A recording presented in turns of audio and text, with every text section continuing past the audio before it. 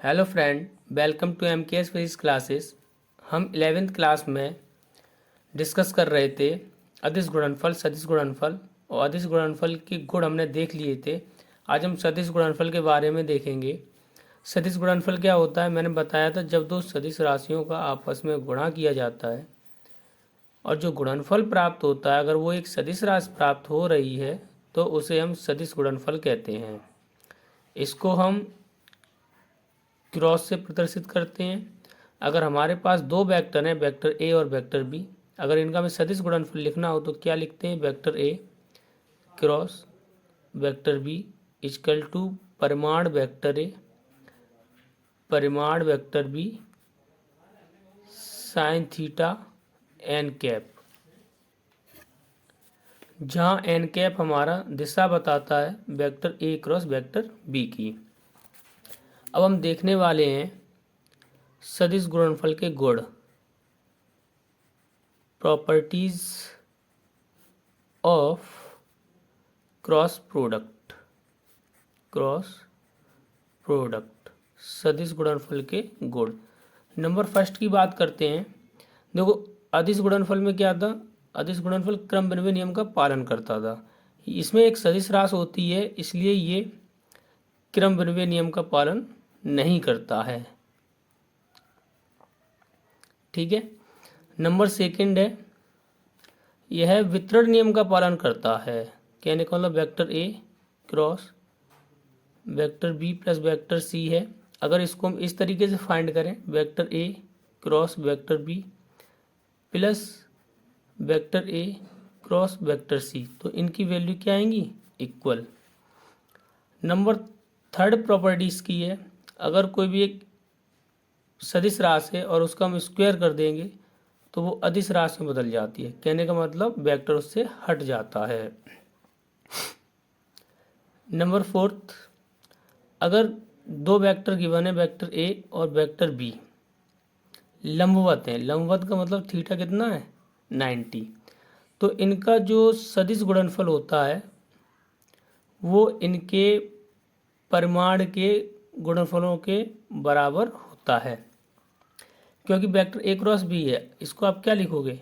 Vector A cross vector B परिमाण vector A परिमाण vector B sine theta. Theta कितना है? 90। साइन 90 कितना? 1। बचा कितना आपका? ये वाला पोर्शन। पांचवा गुण क्या है? अगर vector A parallel vector B, समांतर हैं दोनों वेक्टर, तो कोण कितना? 0। जब vector A cross vector B को खोलोगे, vector A cross vector B, क्या लिखोगे?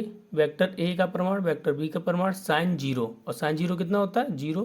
0 को मल्टीप्लाई किसी में करोगे तो कितना आएगा? 0।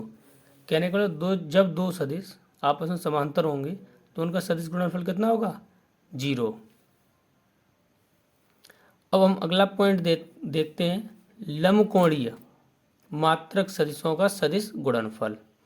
लंबकोणीय सदिश कौन कौन से होते हैं? आई कैप, जे कैप और के कैप। देखो, अगर आप आई कैप क्रॉस आई कैप कर रहे हो, जे कैप क्रॉस जे कैप कर रहे हो, के कैप क्रॉस के कैप कर रहे हो, तो इनकी वैल्यू क्या होती है? 0। देखो समझा देता हूँ। आई कैप क्रॉस आई कैप को क्या लिखोगे आप? आई कैप का परिमाण साइन। अब देखो, आई कैप ये वाला एक्स अक्ष की दिशा की ओर है, ये आई कैप भी एक्स अक्ष की दिशा की ओर है, एक ही अक्ष की ओर है, तो इनके बीच कोण कितना होगा? 0। और साइन 0 कितना होता है? 0। और 0 का गुणा इसमें करोगे तो क्या आएगा? 0। इस प्रकार से आई कैप, जे कैप और के कैप क्या होता है? 0। अगर इसी का बी पॉइंट देखो, आई कैप क्रॉस जे cap cross k cap cross आई कैप, आई जे के बाद क्या आता है? के कैप, जे के बाद क्या आएगा? आई कैप, के आई के बाद जे कैप। ठीक है, आई जे इस तरीके से, ये आपका आई कैप, ये जे कैप और ये के कैप। आई कैप जे कैप के कैप होगा, जे कैप के कैप आई कैप होगा, के कैप आई कैप जी कैप होगा। देखो किस तरीके से, एक देख लेते हैं। आई कैप क्रॉस जे कैप, क्या लिखोगे इसे? परिमाण आई कैप परिमाण जे कैप साइन, ये एक्स की ओर होता है, ये वाई की ओर, तो एंगल कितना 90, साइन 90 कितना होता है 1।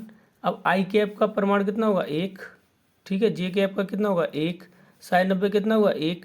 अब आपको पता होना चाहिए साइन 90 के साथ एक हम एन कैप और लिखते हैं।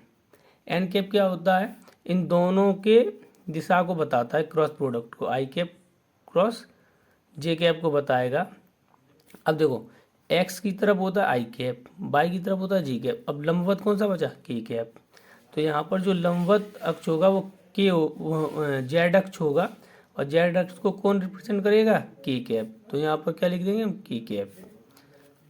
एक बार और समझा देते हैं, एक बार और देख लीजिए, जैसे जे कैप क्रॉस के कैप, देखो क्या लिखोगे, जे कैप का परिमाण, के कैप का परिमाण, साइन, ये वाई की ओर, ये जेड की ओर, कितना एंगल 90, और तीसरा अक्ष इसकी दिशा बताएगा, वो क्या होगा एक्स, और एक्स को क्या लिखेंगे आई कैप, इसका मान 1, इसका मान 1, इसका मान 1, और बचा कितना आई कैप, तो ये क्या आ गया i cap, j cap cross k cap क्या हो गया i cap. Thank you friend, video को शेयर कीजिए और लाइक कीजिए।